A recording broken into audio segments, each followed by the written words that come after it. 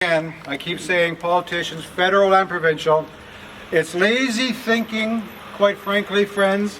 It's lazy thinking for our politicians to simply sit back and say it's the softwood lumber deal, or it's the US dollar, or it's the housing crisis in the US of A that's causing our problems. Those are real problems. We're facing those problems today, but there are bigger problems that are problems caused by the policies of both the federal and provincial government that are keeping the operations shut down and in fact forcing operations to shut down. There was a time, I've a few gray hairs, I started in this industry in 1977. The 80s was a terrible time in the forest industry in British Columbia. The difference between the 80s and today is we didn't have a government or governments that refused to do a damn thing for communities and for workers. Everybody today in the federal government and in the provincial government wants to simply say we cannot do anything because of the softwood lumber agreement. The softwood lumber agreement was put in place not because anybody here said it's a good deal. It was put in place because Canfor said it was a good deal, and the provincial government said it was a good deal, and the federal government said a good deal, and they're all hiding behind that saying we can't do anything, and it's disgusting, brothers and sisters, friends. So I'm going to be very brief. We're going to have some material obviously in print and on our website. There's other speakers here, but we're going to tell our friends in Victoria and in Ottawa what we can do to help immediately today fix the forest industry. I got to also digress for 1 second. Our provincial government announced a round table that was going to save the British Columbia forest industry, and our federal government announced some aid. I got to say again, on both points, absolutely lazy thinking. The federal government had not a single idea about how to fix the problem in rural British Columbia or rural Canada and manufacturing, so they said, we're going to just give some money to the provinces. When's the last time the federal government ever gave any money to the provinces? They had no ideas, lazy thinking, they just hand over the money to the provinces, no strings attached. What do the provinces do? We're going to create a round table. The round table is going to meet for a couple of years, think about a few things, and do something somewhere down the road, maybe. It's a shame, it's a farce. British Columbians deserve a lot more than that, friends.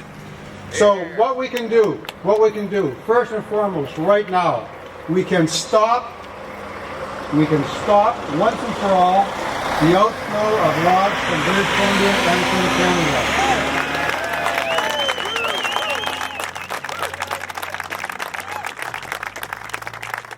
I keep saying it's lazy thinking that government got into this mess. This government does think once in a while, but their thought was we're going to double the log exports from this province and that's going to help. Well, it hasn't helped a damn bit. We must provide incentives to domestic manufacturers. We need incentives so that they can buy equipment, machinery, and do some more R&D here in British Columbia to keep our mills operating. We need to encourage the investment in domestic manufacturing and value-added reman.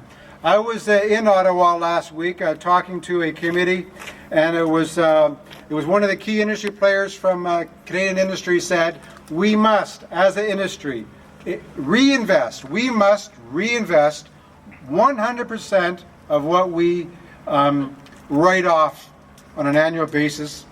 If we don't do that, we're not going to be competitive. We won't remain in the game. We must reinvest 100%.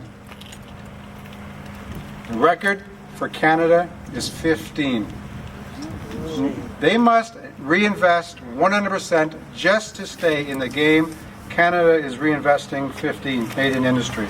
We must require domestic processing as a condition of all forest licenses. Again, this isn't new. I wish I could say it was a fantastic idea and we dreamt it up in our research department. It's not new. We used to have those provisions in this province. Those same provisions kept rural British Columbia operating in the 80s when the downturn was there, but those rules aren't there anymore because this government got rid of those rules. We need to get tough on wood waste. We need to get tough on safety. We still have, on average, 22 workers in this industry dying every year. We need to get out of the U.S. softwood lumber agreement. Yes. Here, here.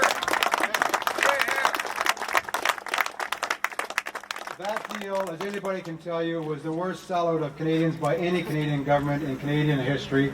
And I repeat, it was not anybody here in this crowd who voted for that. It was the Canfors of the world. It was the British Columbia Forest Industry, the British Columbia government, and the federal government all said it was great. It's going to create employment. It's going to create stability. And instead, as you see, what we've got is empty, nothing, zero. It's a shame.